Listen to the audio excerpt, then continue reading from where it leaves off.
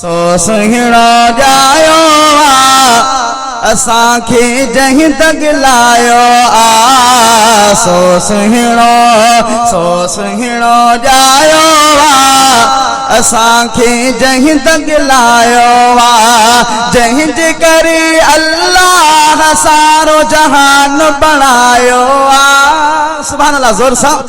जहीं जे करे अल्लाह सारो जहान बणायो सो सुहिणो जायो असां खे जहीं तक लायो चिबतन वारा आहिन जे जिन साईं सुञातो जिन साईं सुञातो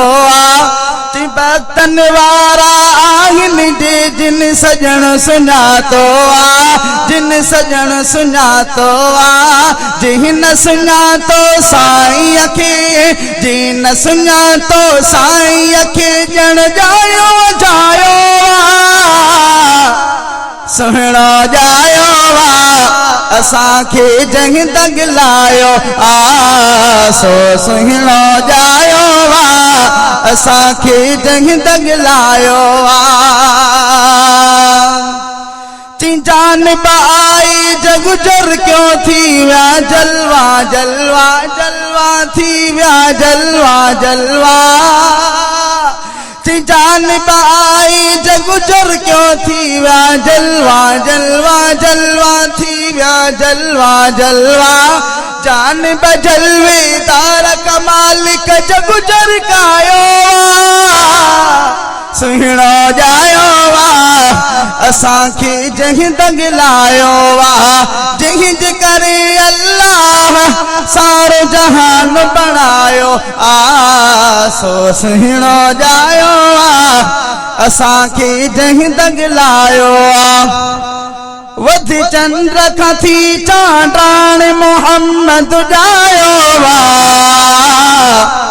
थी विक विकते वाखाण मोहम्मद जायो मुख्तसर अंदाज में सिर्फ ब मिसरा सुभान अल्लाह जोर सा चो वधि चंद्र का थी चांडाण मोहम्मद जायो थी विक विकते वाखाण मोहम्मद जायो थी विक विकते वाखाण मोहम्मद जायो अर्शन का मलाइका आयो जिन साईं जा गुण गाया अर्शन का मलाइका आया जिन साईं जा गुण गाया थी हक जी आगे सुञाण मोहम्मद जायो थी हक जी आगे सुञाण मोहम्मद जायो थी विक विकते वाखाण मोहम्मद जायो वधि चंद्र का थी चांडाण मोहम्मद जायो थी विक विकते वाखाण मोहम्मद जायो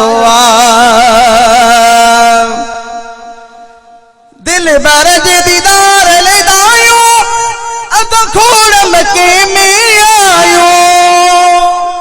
चो न सुभान अल्लाह दिल बर जे दीदार ले दायो अद खोड़ मके में आयो अजी खयो हलीमा पाण मोहम्मद जायो अजी खयो हलीमा पाण मोहम्मद जायो थी विक विकते वाखाण मोहम्मद जायो थी विक विकते वाखाण मोहम्मद जायो चई मिसकीन अबू जखिलन प्या हिक बीख मुबारक जन प्या सुभान अल्लाह चो मिसकीन अबू जखिलन प्या हिक बीख मुबारक जन प्या हाणे कढ भी न कहीं जी कान मोहम्मद जायो हाणे कद भी न कहीं जी कान मोहम्मद जायो थी विख विख देवा खान मोहम्मद जायो वध चंद्र कथी चंद्रान मोहम्मद जायो